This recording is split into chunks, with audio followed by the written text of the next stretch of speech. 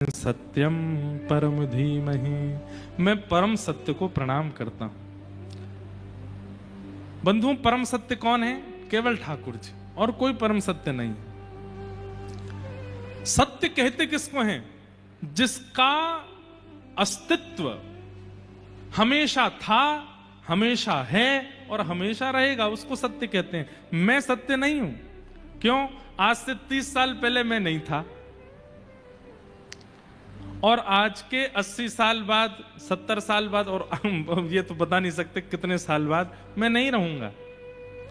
मैं सत्य कैसे हो सकता हूं? आप जितने भी लोग यहां बैठे हैं, आज से 50, 60, 70 साल पहले आप में से कोई नहीं था, और आगामी 70 साल बाद कोई नहीं बचेगा। लेकिन आज से 100 साल पहले भी जिसका अस्तित्व है, आज भी जिसका अस्तित्व है, और 100 साल बाद भी जिसका अस्तित्व रहेगा, वही सत्य है। और वो सत्य श्री कृष्ण है।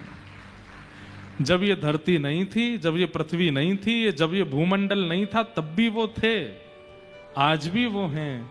और जब ये सब प्रलयकालीन समुद्र में डूब जाएगा, तब भी करार बिंदेन पदार बिंदम मुखार बिंदे विनवेशयन्तम वटस्य पत्रस्य पुटे शयानम बालम मुकुंदम मनसा स्मरामि। श्री कृष्ण गोविंद हरे मुरारे, हे नाथ नारायण वासुदेव, जिह्वे पिबस्वामृतमेत देव, गोविंद दामोदर माधवेति।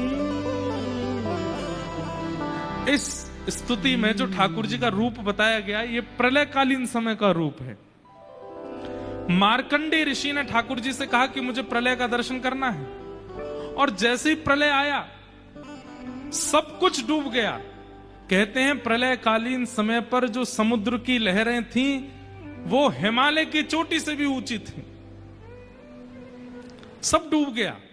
लेकिन तभी मार्कंडेय ऋषि देखते हैं कि सब खत्म हो गया, कुछ नहीं बचा।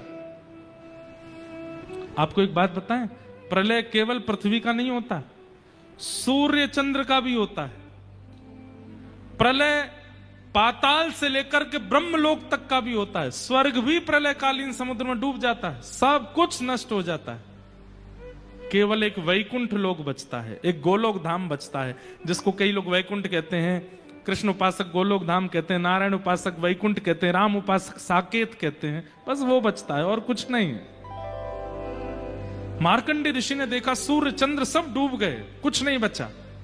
तभी क्या देखते हैं? चारों तरफ पानी पानी पानी पानी। तभी एक वट वृक्ष का पत्ता बहता हुआ आता है, और उस पत्ते पर छोटे से गोपाल जी करार विंदे अपने हाथों से, करार विंदेन पदार विंदम, अपने एक पैर को पकड़ा हुआ है, और उस पैर के अंगूठे को अपने मुख में लेकर के ठाकुर जी चूस रहे हैं। वटस्य पत्रस्य पुटे शयानम बालम मुकुंदम मनसा स्मरामि। सब कुछ नष्ट होने के बाद भी बाल मुकुंद ऐसे दिखाई देते हैं। तब मार्कंडेय ऋषि कहते हैं कि परम सत्य कौन है? आप ही परम सत्य हो, क्योंकि आप हमेशा थे, हमेशा हो, हमेशा रहोगे। ऐसे परम सत्य को हम बारंबार वंदन करते हैं। सत्यम परम धीमहि। श्रीमद् भागवत के प्रथम श्लोक में सत्य को वंदन किया। श्रीमद् भागवत के द्वितीय श्लोक में 4 बातें बताई: विषय, अधिकारी, संबंध और प्रयोजन। ये चारों बातें सुनना आप सबके लिए बहुत अनिवार्य है।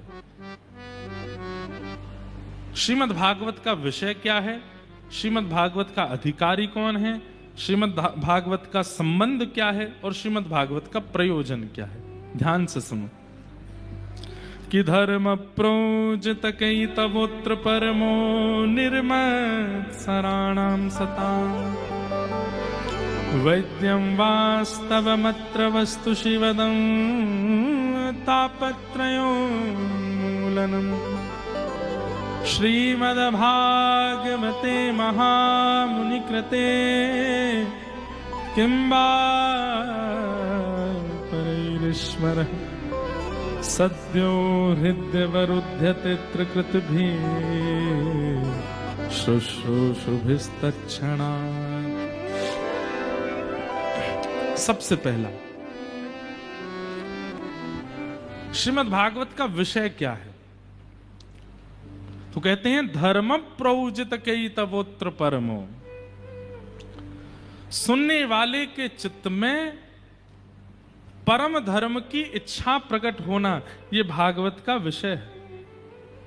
आप कहेंगे परम धर्म किसे कहते हैं? जब तक आपको अपने शरीर की चिंता है और उस शरीर की चिंता के लिए आप कर्म करते हो, वो धर्म कहलाता है।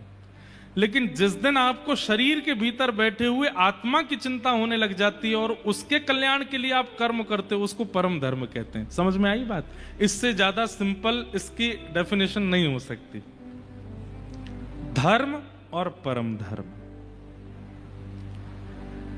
आपको शरीर की चिंता है तो आप सुबह जल्दी उठते हो, जल्दी उठना धर्म है। आपको शरीर की चिंता है तो आप शुद्ध भोजन करते हो, यह धर्म है। आपको शरीर की चिंता है इसलिए आप गृहस्थाश्रम में प्रवेश करते हो, यह धर्म है। इस शरीर से कुछ गलत ना हो जाए इसलिए आप अपनी क्रियाओं को शुद्ध करते हो, यह धर्म है। आपके शरीर के किसी गलत सुनी हमारे श्रीमद् रामानुजाचार्य जी महाराज